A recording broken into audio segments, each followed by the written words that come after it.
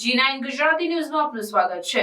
રાજકોટ જિલ્લાના ઉપલેટા પંથકમાં વીજળીના કડાકા ભડાકા સાથે વરસાદથી આકસ્મિક મોત થયું।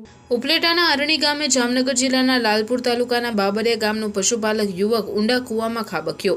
અરણી ગામની શેમણાડ ધારવાડી સીમમાં નવીનભાઈ મંગાભાઈ વાઘ નામના ખેડૂતની વાડીએ બનાવ બન્યો। ખેતરમાં તેના પિતા પુનરાજભાઈ વરપાભાઈ મોટણ ઉંમર વર્ષ 50 સાથે ઘેટા બકરા ચરાવી રહેલ સોમાભાઈ પુનરાજભાઈ મોટણ નામનો 18 વર્ષીય રબારી યુવક વરસાદી વાતાવરણને કારણે વીજળીના કડાકા ભડાકા તથા ડરના માર્યો ખેતરની ઓડી તરફ ભાગવા જતા અકસ્માતે કૂવામાં પડ્યો।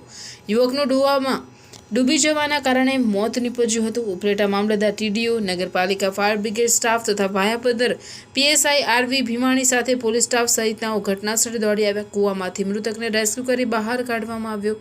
ભાયાપદર પોલીસે વધુ આગળની તપાસ હાથ ધરી।